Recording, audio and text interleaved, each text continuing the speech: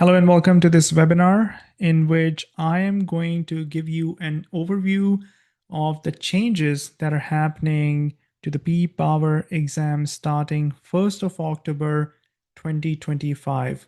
This is a relatively brief video, but comprehensive enough to give you an overview of things that are changing and how you can tackle them, how you should be prepared for them, what you need to know, and how you should go about your exam preparation. So let us get started. The big items are addition of some topics and removal of some topics. As far as addition of topics is concerned, and I'm going to share my screen shortly, and we can also take a look at the actual exam specification that will be in effect from 1st of October 2025. So let us start with what are the big items that have been included, the new items that have been included, and things that have been removed from the reference handbook from the exam specification. As far as the new topics are concerned, we are dealing with Boolean algebra and logic gates. Now, we're going to take a look at the exam specification shortly and do a comparison, but relays and ladder logic were always part of the PE Power exam specification, although in the reference handbook, there was no reference material provided. And now they have included or updated that line item with relays, switches, Boolean, and ladder logic, and included details around Boolean algebra and logic gates in the new PE Power Reference Handbook. Within the category of electrical energy storage, this is a brand new line item. And what they're basically mentioning are batteries and ultra capacitors. So capacitors, as we know, are used for providing reactive power for power factor correction. And another application of capacitor is that it is used for energy storage. So under electrical energy storage, they are now calling out batteries and ultra capacitors. As far as batteries are concerned, there is and there was a lot of content in the reference handbook regarding batteries already. However, the new item that is included in the exam specification is ultra capacitors. And the third item that is noticeable is alternative power generation. Alternative power generation shows up under section 9 of the new specification as a new line item, item number D, and it includes PV systems, so photovoltaics and wind. As far as PV systems are concerned, technically they were always part of NEC Chapter 6, but now there is clearer emphasis on these renewable sources of energy, your PV systems and wind. So these are the obvious new additions that have been made to the PE Power exam specification that will be in place from October 1st, 2025 onwards. Now, when we look at the removals or the subtractions or the deletions from the scope, we encounter engineering economics as a big line item that has now been removed. Engineering economics used to appear in the PE Power Reference Handbook. Essentially, what they had in the PE Power Reference Handbook was a replica of the reference material that was provided for FE Electrical and Computer exam specification in the reference handbook content that was provided over there. So that has been removed. In some sense, it was redundant. And the other item is reliability engineering, which is interesting because reliability engineering does not necessarily strictly applies only to PE Power. It's more of a general concept within the world of engineering.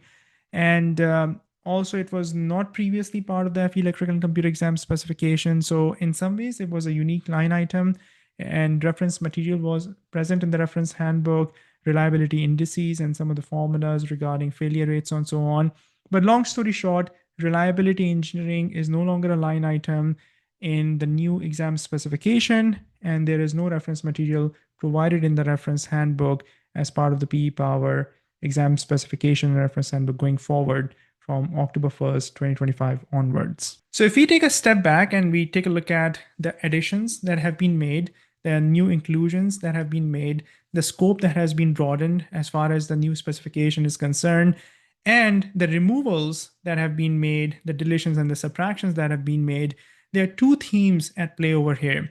The first theme is around renewable energy, is around the new technology in terms of battery storage, ultra capacitors, and which is very much in line with the reality of the day. These are the things that electrical engineers are encountering more and more in terms of new projects, in terms of new skills that need to be learned. So that is obvious. The other theme that is at play is that stuff that is kind of redundant, and I believe that engineering economics is the most obvious one over here that has already been tested in the FE Electrical and Computer Exam specification. In fact, engineering economics was a section, a standalone section in FE Electrical and Computer Exam specification. So there is quite a bit of room to be tested in the FE Electrical and Computer Exam on engineering economics. So I think that's the thought process. So removing that basically makes the P power specification a lot more focused on power systems and topics that are more concentrated in power systems. And that's the whole idea behind the P power exam. The P exam is a lot more narrower and focused and specialized. Having said that, bringing Boolean algebra and logic gates to the P power exam specification gives you a little bit more detail and reference material to work with on the exam if you're being tested on topics related to relays and switches and Boolean, because ladder logic essentially by means of the normally open, normally closed switches, the permissives, the interlocks, at the end of the day, you are applying a logic to a given function, and once certain conditions are met, then some actions are taken. So in that sense, your relay operations, your protection control schemes even, and your ladder logic becomes a lot more relevant when you have the logic gates in front of you, when you can look at the and, not, nor conditions and so on and so forth. And reliability engineering, the thought process I believe is that it is a general line item. It is a general skill set. It is probably a little bit more applicable based on my personal experience with mechanical engineering. They do a lot of root cause analysis and so on. So it is not necessarily as relevant to power systems, although the equipment that we use, whether it's a transformer, whether it's a switchgear, whether it's a VFD, the motors, we take reliability into consideration whenever we are specifying new equipment, whenever we are procuring new equipment, whenever we are creating standard operating procedures or maintenance protocols. So having a general knowledge of reliability engineering is important. And I guess that if you're working in a setting, especially in heavy industry, that you will pick those skills up along the way. Now, building on the previous discussion, we are going to take a look at the reference handbook and code updates. So reference handbook, as I mentioned, outright removal of economics and reliability. So this content no longer exists in the latest P Power Reference Handbook. Addition of Boolean logic section. So that's essentially one page of content at a relatively high level of our Boolean logic, which we have already taken care of in FE Electrical and Computer Exam preparation. If you had a chance to go through my content, whether in using the study guide or my coursework for FE Electrical and Computer Exam preparation, I actually identified digital systems as one of the big 5 topics. The other ones are math, circuits, electronics, power. And with these big 5 topics, there is about 50% of the total FE Electrical and Computer Exam weightage concentrated, right, within these big 5 topics, and each one of them is roughly about 10% by weightage. So students who go through my FE Electrical and Computer Exam preparation program have a very deep understanding of Boolean logic, logic gates, De Morgan's theorem, K-map minimization, and the whole 9 yards. There is a little bit of update that they've basically made to the transformer voltage regulation formulas. There was always a little bit of a confusion around the voltage regulation formulas, and that has been now simplified and improved. And they've also expanded on the zero sequence diagrams, which are extremely important to understand when you are dealing with unsymmetrical faults.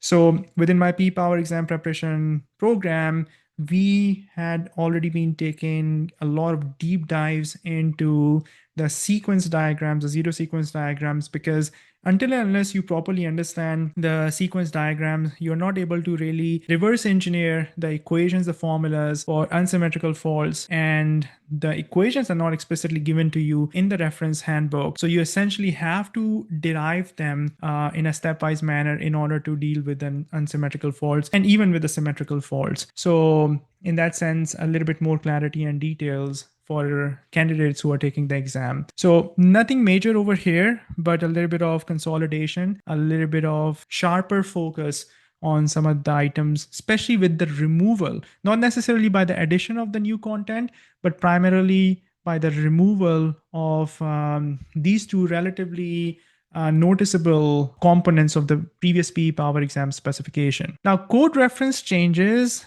I think they were kind of overdue. Up until September 30th, we will be using NEC 2017. Now, currently, NEC 2023 is in use.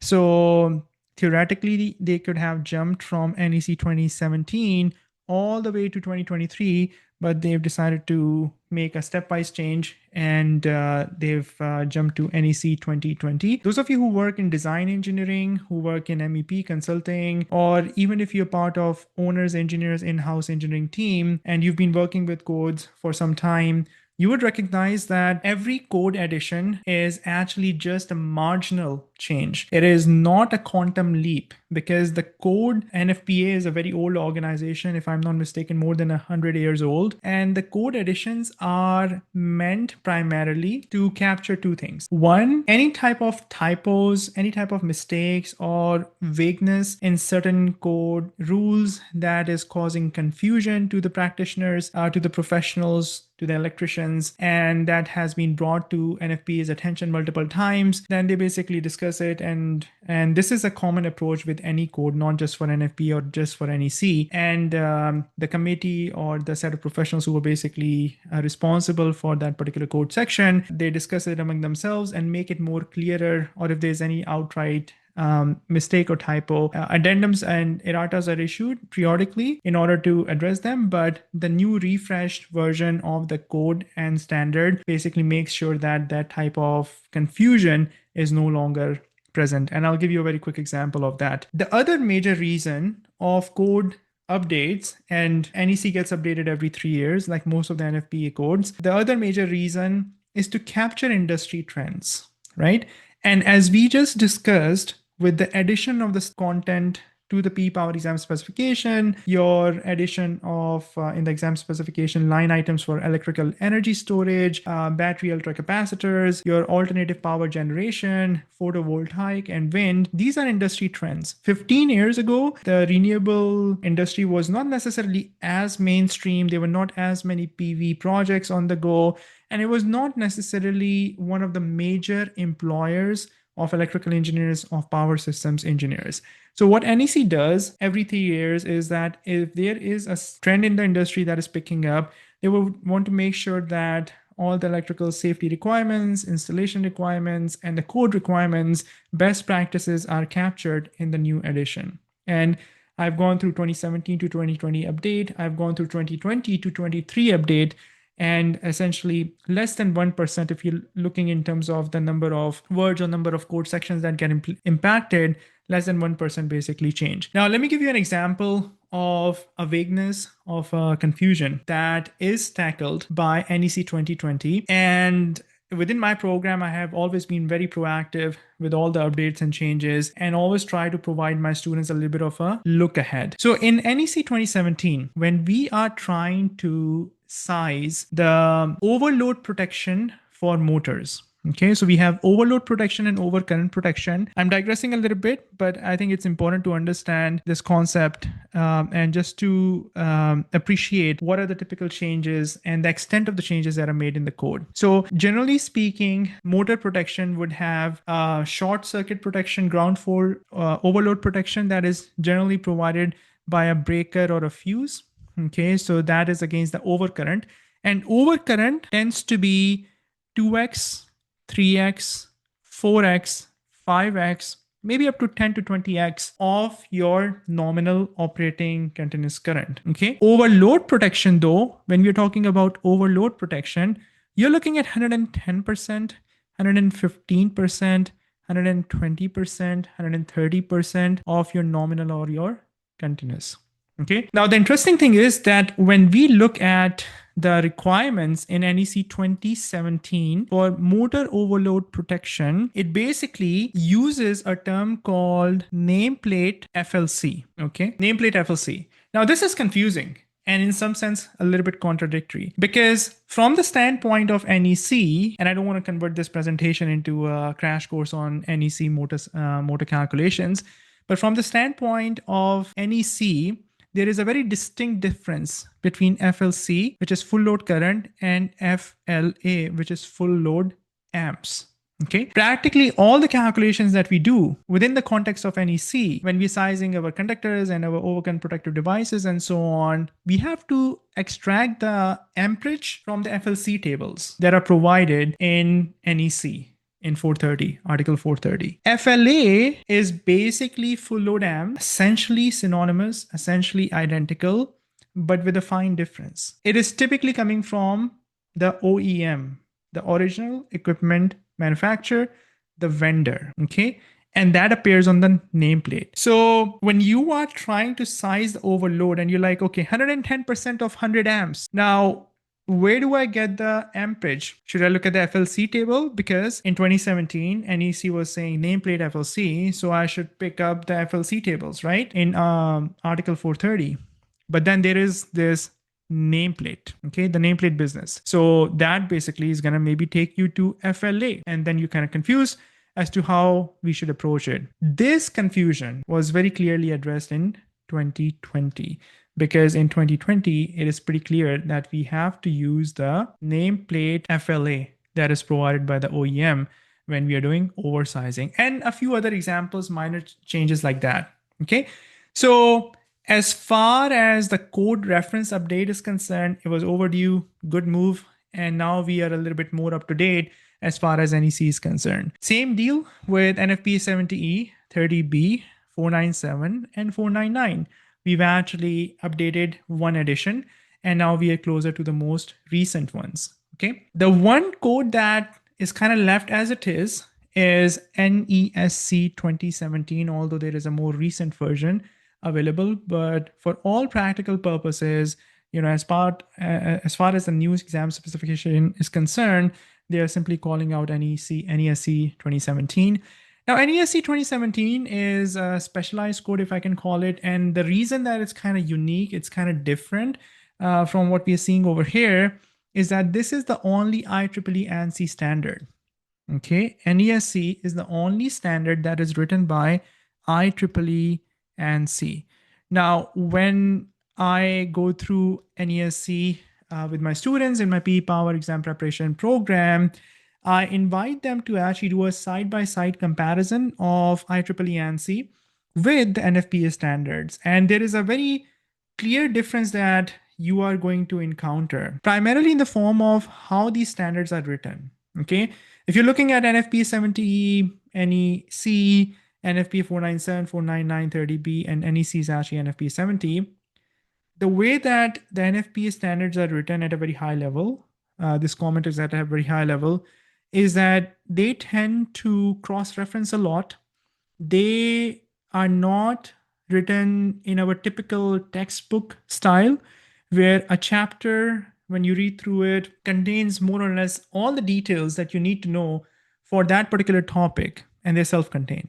Okay, that's what most of us are used to. Chapter by chapter, as you're progressing, you don't need to bounce around from one chapter to another chapter to another chapter to another chapter. That is what happens in most of the extensive NFPA codes. And the prime example is NEC followed by NFPA 70E. NESC is ANSI, IEEE. Most of the IEEE standards are written in a self-contained chapter format, where bouncing around is not the norm, it's more of an exception. And the downside though, so they're easier to read in many sense, in a way, but the downside is that the chapter itself becomes humongous. And that's the reason why, in terms of the coverage, in terms of the amount of words, number of pages, they are neck to neck. NEC and NESC, 800 plus pages for both of them. So, but the good thing is that NESC tends to be very prescriptive in the sense that it is black and white. A scenario will have a very particular specific recommendation. Whereas in NEC, there is exception handling, there are notes, you have to bounce around different tables, different code rules, different conditions, and you need to pay attention to that. Okay. So this is the long and short of the reference handbook updates and the code changes brought about with this 1st October 2025 PE Power update. Now, before we do a side-by-side comparison of the exam specification, I want to provide you a little bit high-level overview of how the exam weightage topic-wise is being impacted. We now have circuit analysis. Its weightage is increased up to 15 question. Then we have protection, which was always a pretty heavy section on the PE Power exam, even based on the previous exam specification. So that is also at a maximum of up to 15 questions. And electrical safety, which you should interpret as codes and standards for all practical purposes. And I'm going to sort of expand on that briefly. That is also 15 questions. So out of 80 questions, more than 50% of the entire exam is concentrated in these 3 topics. And if you think about it, if you take a step back, what is in circuit analysis? In circuit analysis, we have the core technical tool set that we need to know in order to do our power system analysis. And circuit analysis is your 3-phase circuits. Circuit analysis is your symmetrical components. Circuit analysis is your per unit system, is your phasor diagrams, is your single phase circuits, your DC circuit analysis. So these are the foundational aspects, knowledge pieces of whatever type of power system analysis you want to do down the road. So if you are in rotating machines, and if you're dealing with equivalent circuits, you need to know Thevenin. You need to know how the KCL is performed, what is a voltage drop, current divider. You need to know the difference between a delta configuration and a Y configuration, how you can interpret the line quantities and the phase quantities, and so on. When you're dealing with fault analysis, for example, per unit system is the mainstay. If you don't know per unit system, you cannot really progress much within the context of the fault analysis. If you don't know symmetrical components, you won't be able to properly understand unsymmetrical faults, SLG, single line to ground fault, line to line fault, double line to ground fault, 3-phase fault, bolted 3-phase fault, and so on. Similarly with the equivalent circuit for the transformers, and so on. Now, when you look at protection, now it's interesting also because of the fact that in the previous reference handbook, we didn't have much details on protection. Actually, we didn't have any details on protection. Your reference handbook would basically stop just before the start of protection, overcurrent protection, and so on and so forth. So in some sense, you're flying blind when you're going through protection. In other sense, electrical safety, your codes, your NEC requirements, your Article 240, and the details that exist in the codes and standards portion of the exam, which is provided as a reference material to you, is sort of your guiding resource. But in the latest exam specification, protection is still a very heavy topic. And from the reference handbook standpoint, it is still an omission. Why is protection so important, both from an examination standpoint and practical standpoint? At the end of the day, a good electrical design should be taking electrical safety as a paramount requirement. Okay. You cannot have an electrical design, unsafe electrical design basically implemented. You will be in violation of multiple code requirements. So protection is the primary feature of safe electrical design. Now, protection itself builds on top of core electrical concepts. So if you don't have a good understanding of 3-phase systems, if you don't have a good understanding of different types of faults and disturbances in the power system, stability issues, over voltage conditions, under voltage conditions, you won't really be able to progress far, or maybe progress at all in power systems engineering. So that's why protection is important. Now, protection, again, as I hinted, is closely tied with electrical safety code, because if we go back to the previous slide and we are looking at NEC, for example, NEC is by National Fire Protection Association, and their purpose is to prevent fire, right? And electrical misoperations, electrical accidents are one of the major reasons of fire, whether you're looking at residential, whether you're looking at commercial, whether you're looking at industrial settings. Okay, so this goes hand in hand, because when you're looking at Article 430 motors, for example, a fair chunk of calculations that you have to do with regards to motors actually end up happening in the context of motor protection, whether you're doing the feeder protection, motor branch circuit protection, motor overcurrent protection, motor overload protection. Similarly with the transformers, whether you're dealing with transformers that are more than 1 kV, that are less than 1 kV, that you're providing primary protection, whether you're providing the secondary protection, whether you're providing protection for a transformer that is in a supervised location or a transformer that is in an unsupervised location, all of these come back to electrical safety, come back to protection control, come back to codes and standards. So all of these three items are very closely linked, and there is no guarantee that you're going to pass the exam if you do well on these three items. And this is strictly like from a big picture point of view, but it is almost guaranteed that you're going to fail the exam if you're weak in any one of these three items. Okay, so if, for example, if you're weak in three-phase systems, it's almost guaranteed you are not going to make much progress in the PE Power exam. If you are weak in codes and standards, if you have a shallow understanding of NEC, chances are that with 15 questions, and not all the questions are NEC, but that whole blend of codes and standards, I'm talking in general, it is significant enough, like 20% roughly, right? Because there are 80 questions on the actual exam. So 15 by 80 is roughly 20%. So 20% of the exam is significant enough that you won't be able to recover, because essentially now you are expected to score a perfect, almost a perfect in everything else. And similarly with protection, if you have a very loosey-goosey understanding of protection, if you're not able to, for example, distinguish between an overcurrent and overload, if you're not familiar with different types of protection scheme, which I go through in a lot of detail in my PE Power program. And remember, we are flying blind when it comes to the PE Power exam preparation, the protection portion of the PE Power exam preparation. So with these three sections, it's just like the big 5 topics in FE electrical and computer exam. If you've gone through my exam preparation resources or the study guide, or use my YouTube content on my coursework, and even I've noticed that on different social media platforms, people use the word the big 5.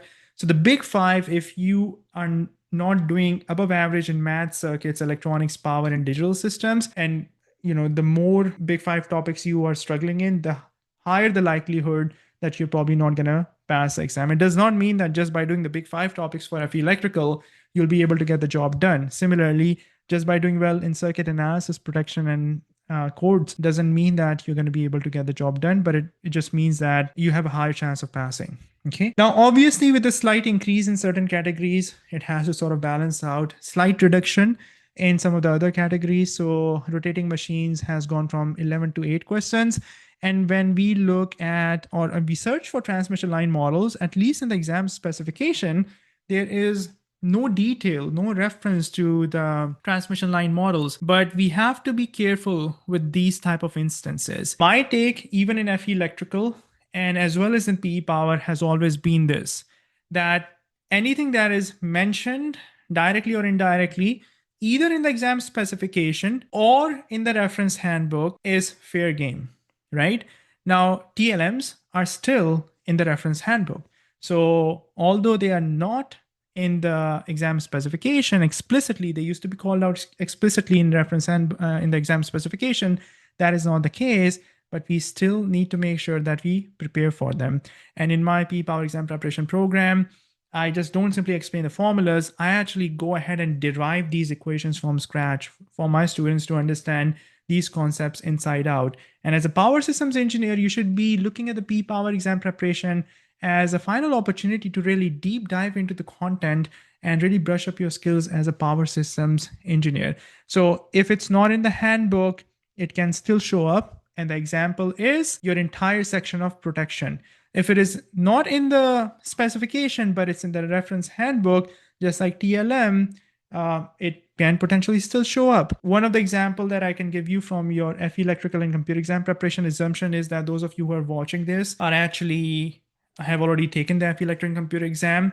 Convolution, remember, in signal processing, one of the most difficult topics in entire FE electrical and computer exam specification, CTC, continuous time convolution. In the latest FE electrical and computer exam specification, convolution is actually not a line item, right? But they have the equation for CTC, continuous time convolution, the integral formula, in the reference handbook. And anybody who assumes that signal processing is complete without any discussion of continuous time convolution, I think they haven't studied signal processing in detail enough, right?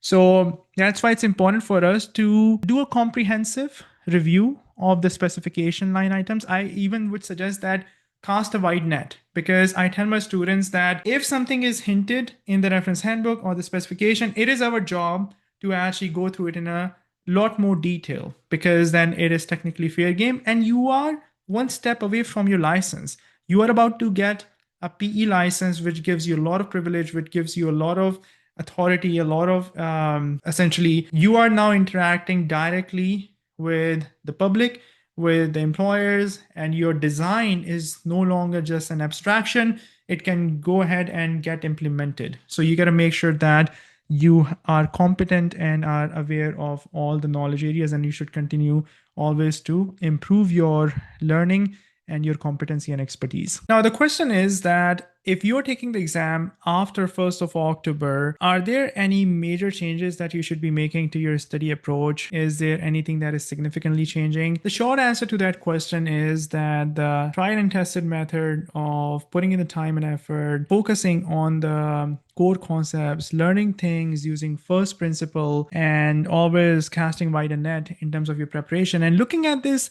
exam preparation as an opportunity a little more than just simply passing the exam and becoming a better power systems engineer is probably the way to go. Obviously, that will require a little bit more effort, and if you're using effective exam preparation resources, it becomes easier. Now, assuming that you're taking the exam on 1st of October, not on 30th of September, right? This is what you can do from the get-go.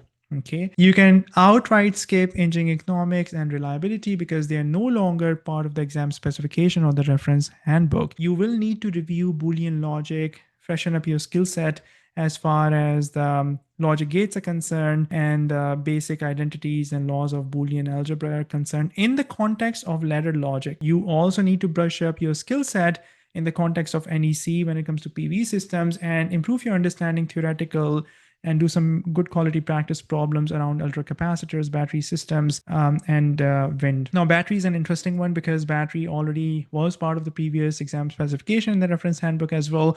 So on that aspect, for the most part, things do remain unchanged. Having said that, the content that is provided in the PE Power Reference Handbook for batteries is more applicable to your industrial grade battery systems that are used for battery chargers and so on and so forth. However, the large scale battery storage systems are a little bit different ball game, and you need to make sure that the exam preparation and resources that you're using are reflecting that. And ultra capacitors basically belong to the same category. If you're taking the exam after 30th of September, post 1st of October, please do not use older versions of the code books. This is a very obvious thing.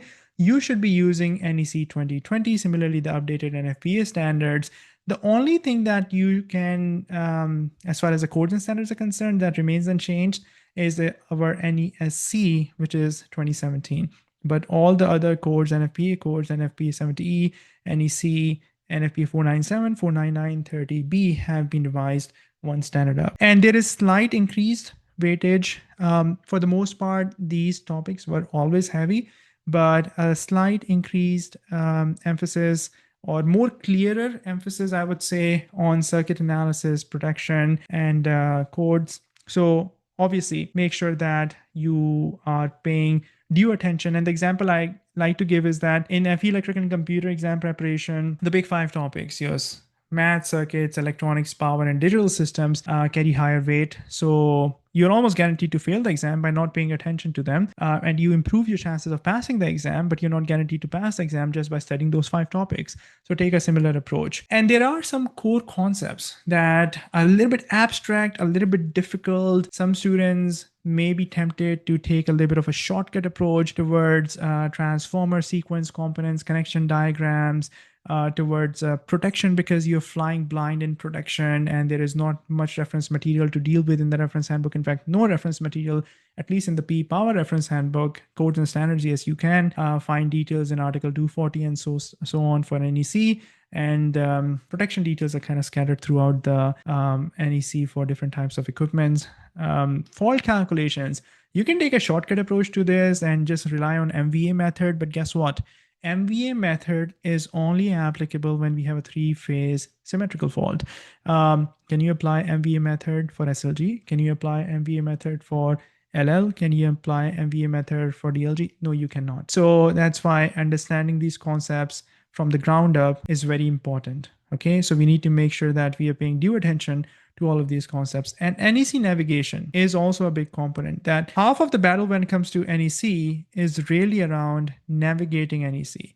So if you are comfortable navigating NEC, which means that you're comfortable and willing to put in extra time and effort in your NEC review, and NEC is sort of kind of a catch-all for all the codes and standards. It is by far the biggest, the most comprehensive code. Although NESC is also very comprehensive, but in MEP settings and design engineering, unless you're working in utilities, NEC is your go-to reference material code. So pay attention and focus on this. And these remain essential. They are essential to passing the PE Power exam. Even when I took the PE Power exam about 10 years ago, all of these were essential. If you didn't do well in codes and standards, if you didn't have a good understanding of circuit analysis, if you didn't know where square root 3 and 30 degrees are coming from, if you were loosey-goosey with per unit system, symmetrical components, chances of you passing the exam were slim back then, and they are slim today.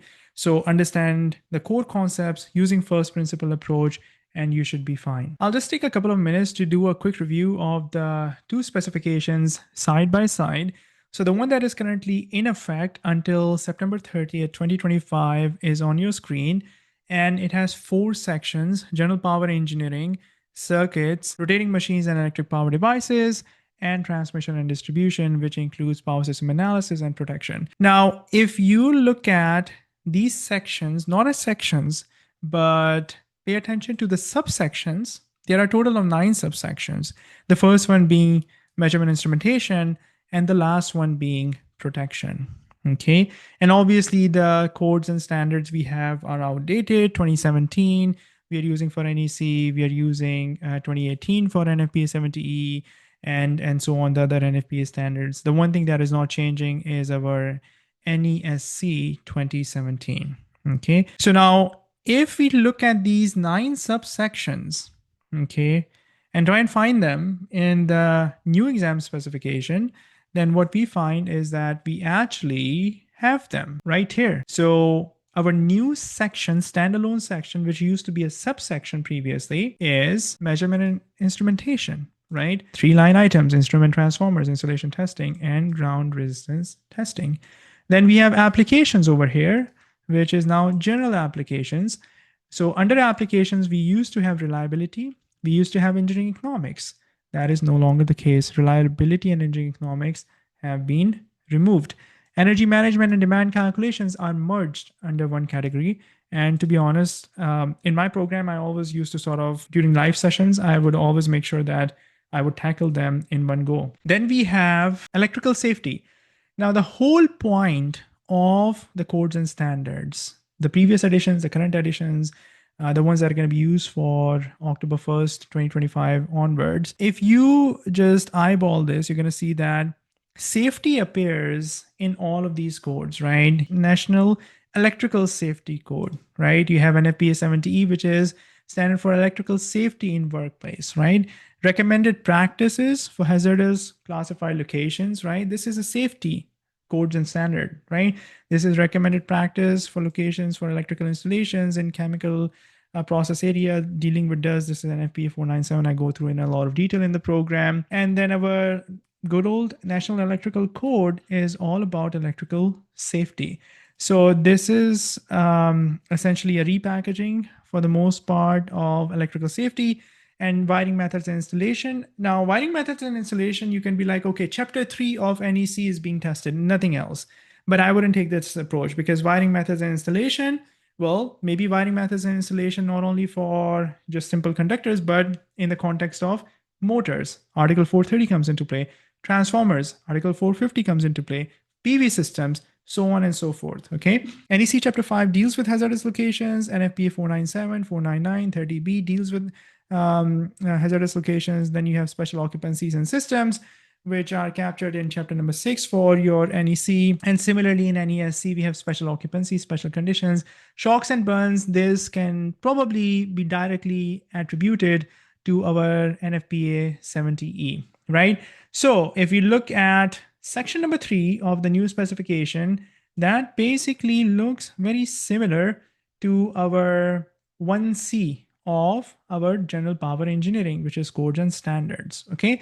Moving on, we have circuits. We used to have circuits and analysis within circuits. Okay, which contains three-phase symmetrical components per unit systems, phasor diagrams, single-phase circuits, DC circuits, single line diagrams. Now, when we look at circuit analysis over here, we have all of those line items: three-phase symmetrical components per unit, phasor diagram, single phase, and the DC circuit. As far as the weightage is concerned, and this is what I was mentioning previously, as far as 2A was concerned, we previously had 8 to 12 questions. Now we have 10 to 15 questions for circuit analysis. So the upper limit has been increased. Okay. And when we look at 2B, it was devices and power electronic circuits with very explicit mention of battery characteristics and ratings, and power supplies and converters, relay switches and ladder logic, and variable speed drives. So when we look at our power electronic circuits and control devices,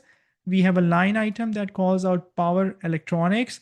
So converters, inverter-based resources, your variable frequency drives are all captured in there. Relay switches and ladder logic is now converted to relay switches, Boolean and ladder logic. And that's where that additional reference for Boolean logic comes into play. So batteries are not explicitly mentioned in here, battery characteristics and ratings. But then the fact of the matter is that the reference material still exists for batteries. Okay. And then we move along with 3A. So section 3 used to be rotating machines and electric power devices. 3A was induction and synchronous machines. Now check this out. We have rotating machines as section number 6. We have machine types and applications. So machine types can capture your induction and synchronous machines, your generators and motors. And applications, basically whatever they're being used for. Motor starting is a line item. Now it used to be a little bit more granular in the previous specification with generator motor applications, your equivalent circuits, characteristics, motor starting, electrical machine theory. The fact of the matter is that they have actually, when you look at the weightage, slightly reduced the weightage, okay? But as far as the reference material is concerned, for the most part, it's basically still there. So we still have to prepare for electrical machine theory. We still have to go through all the equivalent circuits. We still have to go through the torque speed curve, motor starting, and everything. Then moving on to 3B, electric power devices. Check this out. Electric power devices is section 7. So your transformers, your capacitors, okay, and your reactors.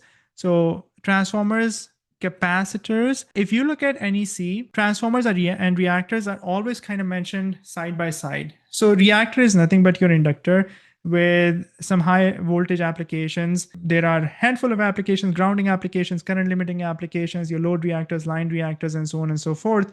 So over here, what we're trying to do is, I think what they've done is that they've actually mentioned this as separate line items, right, for clarity. So under electric power devices, we still have the transformers, we still have the capacitors, right? Transformers and capacitors. And obviously testing is still there. Reactors are not mentioned, but I wouldn't read too much into it because even if you go through NEC, reactors are always part of your transformer discussion. So for all practical purposes, the reference content material in the reference handbook is still there. So we'll assume that is still business as usual. The two new additions over here are electrical energy storage, as we discussed, with battery and ultracapacitor. Now, this is battery energy storage systems, and ultracapacitor is not your power factor correction capacitor. This is capacitor that is primarily meant for storing large amount of electrical charge as part of electrical energy storage. And then you have alternative power generation, your PV systems, and your wind, and testing is still the same. So moving on, we used to have section number 4, transmission and distribution. 4A was power system analysis, and all of these line items. The one thing that has been removed is transmission line models from the specification, not from the actual exam reference handbook, PE Power Reference Handbook. So transmission distribution, high, medium, and low voltage. So we have everything except the transmission line models, but as I explained, it's still business as usual because it shows up in the reference handbook. And protection, previously we were flying blind as well, and we are still flying blind when it comes to protection. But in my PE Power exam preparation program, I take a deep dive into protection like everything else. and we go through every single concept in depth, holistically, comprehensively, and we cast a wide net. And obviously, as far as the codes and standards are concerned, they have been updated as well by one more edition, with the exception of NESC 2017. Now, as far as your P Power exam preparation are concerned, if you're already in the process of preparing for the exam, if you're already scheduled for taking the exam before October 1st, and you're giving yourself sufficient runway to prepare for the exam, I don't recommend moving your date ahead or moving your date out just because of these exam specification changes. Obviously, you can be smarter. You can be a little bit more methodical with your approach. And depending on when you're taking the exam, you can plan accordingly. So if you have already got the exam scheduled for September 30th, right? And if anybody has scheduled the exam after October 1st, right? So if you're in the first bracket over here and you are giving yourself sufficient runway to prepare for the exam, and if you are giving yourself and using effective exam preparation resources that are comprehensive, that are explaining you the concepts, the details, and not just trying to give you shortcuts, not just trying to give you a plug and chug approach, because a plug and chug approach doesn't really work for the P Power exam preparation. Plug and chug approach doesn't even work for the FE electrical, because if you are trying to just look at some numerical problems and learn the steps along the way and execute those and be smart with your calculator, fine, you may be able to get a few questions right. But the moment the question gets twisted, and interestingly, if the question is all conceptual theoretical, how are you going to cope with that? Unless you have developed thorough understanding with high quality preparation material, it is very easy to sort of neutralize all of your preparation, right? If it's surface level, if it's superficial, if it doesn't go in detail, if it doesn't go through the derivations, if it doesn't explain you the 360-degree first principle based approach, then it is very easy to sort of get tricked on the exam with curveball type of questions. But anyways, so if you have been using the resources effectively and preparing for the exam and giving yourself runway, sufficient runway, I don't think you should change your exam beyond September 30th, right? In fact, in some ways, it is advisable to take one shot at the exam in Q3 2025. Why? Because you are allowed one attempt, by and large, overall, you're allowed one attempt per quarter. So if you've been actively preparing for the exam and have the exam booked in August, September, before October 1st, right? And using effective resources, you should give it a shot and try and pass the exam. Now, if you are just getting started with your exam preparation and your goal is to attempt this exam and get it one and done in 2025 as part of Q4, then you basically don't have any chance but to take the exam in October, November, or December of this year, or maybe in 2026 later down the road. Either way, these modifications should not necessarily be the trigger for you to sort of make any drastic changes to your exam preparation approach or your timeline. If you're looking for a streamlined exam preparation resource, you might have heard about my program. You might have seen my study guide on Amazon, both for FE Electrical and P Power. They are one of the highest rated books in their categories. And I take a first principle based approach towards learning. I don't believe in just doing some bunch of practice problems and then, focusing only on numericals. My value proposition is that we're going to learn everything from ground up, step by step, in a very systematic manner. And even the concepts that are completely missing in the reference handbook, such as instrument transformers, when students enroll in my program, they see a 5 5-part lecture series on instrument transformers, and we go through in depth every single aspect of instrument transformers, the CTs, the saturation discussions, excitation curve, burden calculations, and so on. And same thing for protection. That is a topic that is completely missing. For fault analysis, I go through all the derivations and explain the concepts in depth to my students.